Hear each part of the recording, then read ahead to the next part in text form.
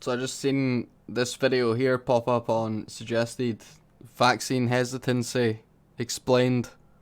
Seems to divide the nation somewhat, or at least partially. Let's hear why people are hesitant towards the vaccines. You're struggling to understand why some people are vaccine hesitant. Let me help you. Imagine you're a normal person. The year's 2016. Rightly or wrongly, you believe most of what you see in the media. You believe polls are broadly reflective of public opinion. You believe doctors and scientists are trustworthy and independent. You're a decent, reasonable person who follows the rules and trusts authority. Imagine your shock then when Brexit, which you were assured won't happen because it's a fringe movement led by racists for racists, happens. The polls, which widely predicted it wouldn't happen, were completely wrong. The experts and media pundits who told you it wouldn't happen day after day are also wrong. Oh well, you say, these things happen. Imagine that soon after Donald Trump is running for president. You're told by your favorite media publications that he is going to lose. Some experts say his opponent has a 99% chance of winning. Imagine waking up on the morning after the election to discover that pollsters, media experts, and politicians you still trusted were wrong again. I placed an £80 bet on Bet365, I think it was, on Donald Trump winning the election, and I won 8-1 odds, and I won something like £360 back or something. I don't know what the conversion is, but I won £360 and it was £80 up. My sister put on 10 and she won 80 back. I think she had the 8-1 odds. I did not. I had slightly less. But yeah. Just spending a lot of time on the internet, I was kind of not part of the general stream of consciousness coming out of the TV system and establishment media. So I didn't really have much trust in their polls to start with. So whoever he's speaking directly to with his script here doesn't quite hit with me, because I made money betting against the general consensus that year. But yeah, interesting so far. And now the racist monster they told you would never get near the White House is the leader of the free world. How did this happen, you ask yourself? How could all the people in charge of informing me be so wrong? It was the Russians, they tell you. The Russians did Brexit, and they got Trump elected too. Imagine that for the next 3.5 years, you watch as the media and the political class run with the Russia collusion narrative. They tell you the how, the when, the where, the dossiers, the whistleblowers, the peeing prostitutes. Imagine your desperation for things to make sense again. The Mueller report is coming, and it will set your world straight. Evidence of foreign meddling in the 2016 election and Brexit is coming to save your unsettled mind. Imagine your shock then when you discover that Brexit and Trump had little to do with foreign meddling. The screaming about Russians and Brexit dies down as well. Imagine that bit by bit you discover that events which the media and political class told you would not and could not happen, not only happen, but happen without some sort of evil interference. Instead, millions of your fellow citizens voted for them. Again you ask, how could this happen? And again the media has the answer. Racism. Your country is racist, they tell you. If you're white, this seems strange to you. Other than a handful of idiots, you've never met a racist. If you're an ethnic minority immigrant like me, this seems even stranger. Why would people in one of the most welcoming, tolerant countries in the world want to convince themselves their country is racist when it's so obviously not? But the evidence is right there on your TV screen. Imagine your horror as a gay black actor is assaulted by MAGA hat-wearing thugs who racially abuse him and put a noose around his neck. He cries while talking about it. Imagine your outrage as you see news reports of a bunch of MAGA hat-wearing kids from a religious school. The amount of spin on some of these stories from the media back then, the last couple of years, was outrageous. And the fallout and the follow-up of the stories afterwards by proper journalists and things like that really sorted out what happened. Like, for instance, this one here was painted as the boy walked up to the Indian who was playing drums and just smirked in his face with the hat on, when in reality, the Indian approached him playing the drum. tried to get a reaction out of him, and all he's doing is smiling. Contemptuously confront a Native American elder. Reza Aslan tells you the kid has a punchable face, and while you abhor violence, it's hard to disagree. Yeah. Imagine that for days you watch coverage of these events with expert after expert, pundit after pundit, sharing and fueling your outrage about them. With every word, your belief that you are a good person and that your country is a good country wavers. Imagine that soon after, however, the Juicy Smollett story turns out to be an attention-seeking hoax. Juicy Smollett.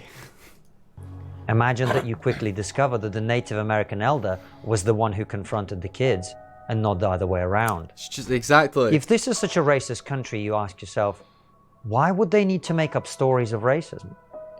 As you ponder this, you remember that for years now, you've been expected to go along with other make-believe. You're expected to believe that whether you're male or female is not as simple as you once thought. Whatever you learn about biology at school is wrong. You no longer know how many genders there are, and it seems dangerous to try and find out. What are some of these? Gender queer non-binary. Third gender. Demigirl. Epicene. This looks like a fucking Pokemon Unknown chart. Like if you took a bunch of these and rearranged them, you could spell out exactly what the fuck you were trying to do. If only you could read the language. This is like hieroglyphs. This is transgender. That is so complicated. Look at the symbol. What is this? Gender fluid. Gender void. Demi-agender with demi-girl. Imagine trying to fit in all these different genders into Pokemon. Like you're trying to catch a particular Nidoran so that it evolves into the Nidos king / queen / you know, what would you even call it then? That weird thing from the Powerpuff Girls, the red demon thing. It's like one of those. Imagine reading that the experts at the American Psychological Association say that traditional masculinity is pathological and harmful. Imagine that you still want to believe the media and their experts, but now that requires you to think your country is racist, men are bad, and gender is a social construct, whatever that means. It is at this point that a pandemic emerges on the other side of the world. You're initially unconcerned, but as scenes emerge from Italy and other countries, it is clear that something big is happening. You watch nervously as politicians give press conference after press conference, flanked by experts, to explain the situation. The racist Donald Trump shuts down travel from China. In response, the mayor of Florence in Italy advises citizens to fight racism by hugging a Chinese person. Shortly after, Nancy Pelosi, a respected Democrat, visits Chinatown in San Francisco to explain that there's no reason tourists or locals should be staying away from the area because of coronavirus concerns. Thank God there are some sensible, non-racist people who aren't overreacting, you say to yourself. Imagine watching as Trump doubles down on his racism by claiming the virus may have come from a lab in Wuhan. Nonsense, you think to yourself, as you wonder how best to protect yourself and your family from this deadly disease. You consider getting masks. You've seen visitors from Asian countries wear them. But the UK's chief medical officer tells you not to wear a mask and to wash your hands instead. As lockdowns are introduced around the world, you diligently follow all the rules. You stay at home, only go out once a day, live off savings or government grants. I've barely left the house in You're proud to be 2.5 doing your years. part. Thanks to you and millions of your fellow citizens, the first wave of the pandemic does not overwhelm the healthcare system. While thousands sadly die, you've helped to protect the NHS. Imagine your confusion as the same people who have spent 3 months telling you masks don't work and you shouldn't wear them, then introduce mask mandates. We're following the science, they tell you. This makes little sense, but a pandemic is... The flip-flopping on the mask thing was massive. I mean, it was one way then the other way, then backwards and forwards and backwards. It wasn't just one flip, it was a flip-flop, flip-flop. It was a whole walk on the beach. No time for questions. As you cautiously go to the supermarket, you notice that masks have made people far less likely to socially distance. You remember reading somewhere that bicycle helmets work the same way.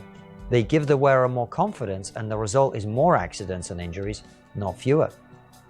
Silly people, you say to yourself, if only they would just follow government advice. You turn on your TV to learn that shoppers at your local supermarket aren't the only ones who have been ignoring the rules. Neil Ferguson, the man whose projections were used as the basis for lockdowns, appears to have broken his own rules to get some action with his married lover. Boris Johnson's chief advisor, Dominic Cummings, it does kind of look bad when you look up at the powers that be, the things that are supposed to represent law and order, and they're not following their rules. But it shows you the human side of things. Like, the rules are a cognitive construction. They don't really care for the feelings of people and humans. Like, we're not designed to follow strict rules like this. Not en masse. And this is kind of like this similar hypocrisy to like Mark Zuckerberg and Facebook and social media, and them not allowing their children to be on them because they're so addicting. It's similar to that sort of thing. Like, these prescribers or creators of rules aren't following them themselves. Kind of like Zuckerberg creates Facebook for everyone but won't allow his family to use it. Cummings drove halfway across the country to ensure he had a better place to isolate. The journalists who berate him for this are later found to have attended a birthday party in breach of the rules. The lockdown continues. However, a man is killed in Minneapolis while being arrested for a petty crime. The man is black, the officer is white. The arrest is captured on video and quickly goes viral around the world. Imagine your horror as you watch an officer of the law kneel on another man's neck until he passes out and later dies. This is disgusting, you say to yourself. I hope they throw the book at him. Overnight, a huge campaign for racial justice springs up around the world. No one explains what racism had to do with the incident, but they don't need to. As you know by now, the West is racist, and therefore anytime a white person does anything bad to a black person, there can be only one explanation. The fact that an identical incident happened to a white man called Tony Timper is never mentioned for context. While the lockdown rules remain in place, the protests against injustice spill out onto the streets.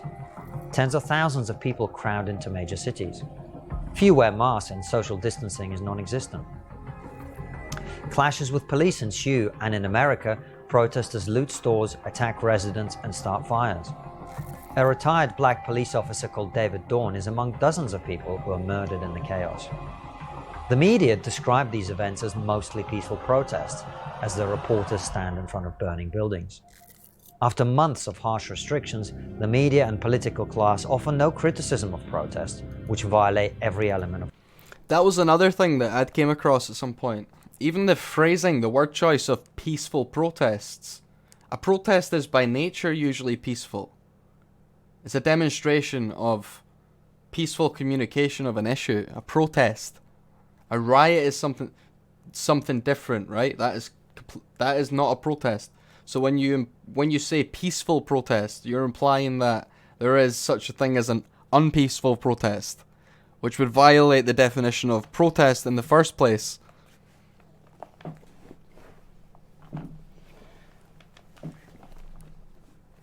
So it kind of puts into the mind of the person who's heard the phrase peaceful protest that some protesters are unpeaceful.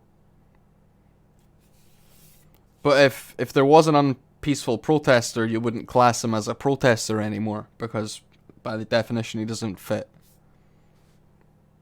So the way they use words, just to make protesting in general seem like it could be a risky thing, when really it's a protected right to protest.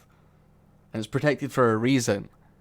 You can't sort of demonize it indirectly through word choice. You can't. Well, you can. You clearly can. That's what this is all about, right? He's explaining things and he's gonna hit on hesitancy. He's built his story through showing that the establishment media has been using word choice to direct people towards certain choices and feelings and sentiments and attitudes towards issues. Lockdown. After months of telling you to stay at home to avoid spreading COVID, doctors explain that rather than being a mass COVID spreading event, protest is a profound public health intervention. Big tech protest is a profound public health intervention. Protest is a profound public health intervention. Why so many doctors are supporting protests in the middle of the COVID pandemic? Big tech companies go into overdrive to stop the spread of disinformation. All discussion of... I've had multiple links popped for fact checking when I've shared them on Facebook. At this point, I feel like I'm potentially shadow banned because the amount of shit I post on Facebook is all day long. It's links, this and that, and Facebook don't like that, especially when it's like alternative media sites like BitChute. You send a link from there, feel like your account gets flagged immediately for counter-narrative links. So I was warned multiple times for links I'd sent, and beneath them, the link, they would put, "This has been fact-checked and is not correct." Which is ridiculous, especially with the nature of some of the stuff I was posting being live videos with the context there to see. Like, it's hard to fact check something when all the facts are in front of you. Alternative points of view regarding the efficacy of masks and lockdowns, as well as the origins of the virus, are censored. Attempts to discuss the negative impact of lockdown on health and mental well-being are suppressed. As the year runs on, with a pivotal American election looming, President Trump promises a huge push to develop a vaccine. Kamala Harris, who was later elected vice president, says that she would not take the vaccine if Trump told her to. On the eve of the election, a publication in America releases a damaging report about Hunter Biden, son of presidential candidate Joe Biden. The story alleges corruption, which may involve his father, as well as drug taking, use of prostitutes, and more. Twitter and other social media companies prevent the story from being shared. The media lines up commentators to claim the story was Russian disinformation. Once his father wins the election, it becomes clear that several key elements of the story are likely accurate, and the laptop from which the information was recovered is in fact Hunter Biden's laptop. Meanwhile, the numbers of COVID patients... I remember the iffy thing about the laptop was the fact that the person who'd found it sat on it for so long before handing it in. And people wondered why. Like, why now would you hand this in? Close to the election, of course, sort of as if they'd held it to harm Biden's chances, you know? And just unleash the secret at the right time. And deaths turn out to have been wrong. For some time, anyone who died at any point after a positive COVID test was counted as dying of COVID, even if they were killed by a drunk driver. This figure is later revised again. The number of people who are in hospital because of COVID also turns out to be incorrect. That's ridiculous, by the way. Inflating death counts for this made the virus seem so much worse. Initially, people were panicking. Now that racist Donald Trump is no longer president, closing borders is no longer considered xenophobic and is widely advocated for in the media. The racist conspiracy theory that the virus came from a lab in China is now also allowed to be discussed and appears likely to be the most credible explanation of the origins of the virus. Imagine your horror as you learn that the reason thousands of people died in the first wave of the pandemic was that elderly patients with ventilators with COVID were allowed to be released back into care homes. Oh. This is especially true in the UK and in New York, run by Governor Andrew Cuomo, brother of CNN anchor Chris Cuomo. Governor Cuomo publisher suspends promotion of his book about leadership during the pandemic amid the inquiry into nursing home deaths. Meanwhile, Texas and Florida, which remained open, continue to thrive. In the UK, the health secretary, the person responsible for saving lives, is found to be cheating on his wife with a married aide in breach of social distancing guidelines. Oh The man god! making the rules for you does not I've not seen this video. Holy shit, look at that. Look at the watermark. Oh my god. follow them. It is at this point that the vaccine, which you were initially told would need to be given to the vulnerable before restrictions can be lifted, becomes the main drive of government policy and media commentary. The same people who told you Brexit would never happen, Trump would never win, that when he did win it was because of Russian collusion, then because of racism, that you must follow lockdown rules while they don't, that masks don't work and then that they do, that protests during lockdowns are a health intervention, that ransacking black communities in the name of fighting racism is mostly peaceful justice, that Jussie Smollett was a victim of a hate crime, that men are toxic, that there is an infinite number of genders, that COVID didn't come from a lab and then that it probably did, that closing borders is racist and then that it's the most important thing to do, that the Hunter Biden story is Russian disinformation and then that it's not, that they would not take Trump's vaccine and then that you must take the vaccine, that Governor Cuomo is a great COVID leader and then that he is a granny killer and a sex pest, that the number of COVID deaths is one thing and then another, the hospitals are filled with COVID patients and then that many of them caught COVID in hospital. That's true. These are the same people now telling you the vaccine is safe, you must take it, and if you don't, you will be a second-class citizen. Understand vaccine hesitancy now? How do I know all this? Here on Triggernometry, we have honest conversations with people who can actually explain why things are happening. Join us. It's a good channel, to be honest. It's pretty good. This was a little bit dramatized with the music and stuff. You know, and it wasn't a conversation, it was a scripted sort of narrative type deal. Side effect. Fucking Sam Harris, man. Okay, this was fun. See y'all